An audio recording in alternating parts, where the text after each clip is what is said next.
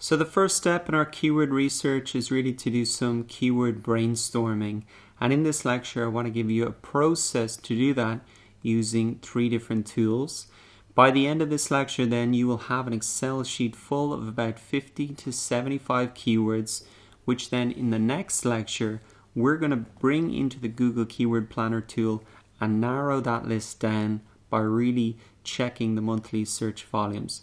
But for now, we want to get as many ideas as we can, because if we want to find low competition keywords, we got to find keywords maybe our competition aren't targeting, and so that is the objective of this lecture. So there are many different tools that you could use for keyword brainstorming, but I've selected 3 in particular. Firstly, because they're all free, and secondly, because each tool will help us think in a different way, and that means that we will have the greatest list at the end of this process, the most diverse and broad range of terms that we can. So the first tool we're going to look at using is Wikipedia. You're probably already very familiar with this, but in terms of SEO and keyword brainstorming, the great thing about it is that there's a lot of linking between the pages, and that can help us find closely related terms. Secondly, we're going to look at reddit.com. If you're not familiar with Reddit, it's a website where people post links and have discussions, usually a very passionate group of people, and they have very specific conversations there. So there can be some really high value keywords that we want to look at and pull out of there. So the final tool in our keyword brainstorming session is called ubersuggest.org, and what this tool is going to help us do is really find long tail keywords. What I mean by that is keywords that contain 2 or 3 words. So for example, with this tool, you'll pop in, say, drones, and it'll spit out hundreds of suggestions of longer tail keywords like drones cameras, drones that follow you, drones for sale, and often these keywords, the longer tail keywords, are less competitive, and that's why we want to use this tool as well. So those are the 3 tools we're going to be looking at. So let's get straight into it. So firstly, let's head over to wikipedia.org. We're going to try and think laterally here and find synonyms for our keyword example, drones. Okay, remote controlled pilotless aircraft, unmanned aerial vehicle, unmanned combat aerial vehicle, quadcopter, quad rotor helicopter. So these are all, good ones. And as you can see, they all link off to other pages, which probably have a rotor craft, fixed wing aircraft, rotors, tail rotors. There's just this UAVs. There's a whole source of keywords there that seem very interesting. So next we want to go over to reddit.com and try and find some subreddits about drones.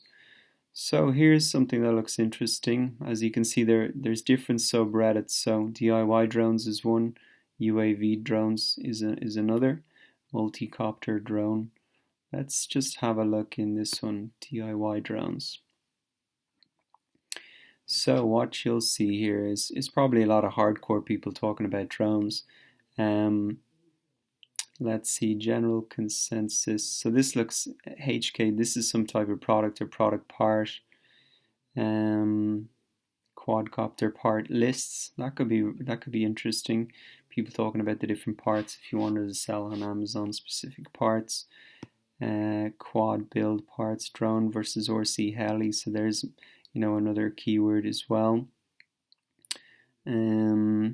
Specific questions as well that people are talking about if you're doing blog posts, and if these are popular, you can see how many people are talking about them. So really there's a lot of stuff in there, but you can really just explore and see what looks interesting and put them back into your spreadsheet.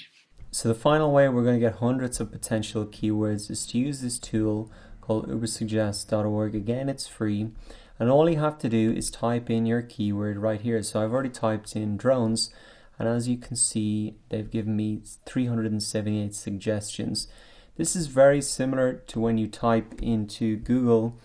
It gives you some suggestions here, but there's only about 10 or so, And so this tool really gives you much more suggested keywords. And so what you can do is you can go down through the list, and so you can add kind of to a clipboard the keywords that you think are relevant and that are good. So for example, drones for sale, drones camera, that's relevant if I'm trying to sell drones. Drones White House, it's more of a news story, and it's not a keyword that somebody would type in who wouldn't necessarily want to buy a drone. It's more something just news related. So let's keep moving down. You can see they have the keyword plus another word starting with the letter A here. Drone aerial photography, that's quite interesting. Drone attacks, okay. Drones Amazon, yes, those are interesting. Drones Best Buy. Drone battery life, that's quite interesting. That could be an article of someone looking to buy a drone, etc. So you click the ones that you like, and then you can just copy and paste these back into your Excel. So just to recap on this lecture, the purpose of it was to really build a list of potential keywords. The reason that we want to do a bit of a research and think outside the box, think laterally, going deep and finding longer tail keywords, is because the most obvious keywords are going to be extremely competitive. It's unlikely that you're going to get to the top of the search results and get the traffic for those keywords. So that's why you have to do a little bit of digging and find keywords that maybe your competitors have overlooked. So now that you put the keywords that you found from these 3 resources into an Excel, what we're going to do in the next lecture is really make a data-driven decision and find out which of those keywords actually gets the most searches, and then we can start to narrow down the list.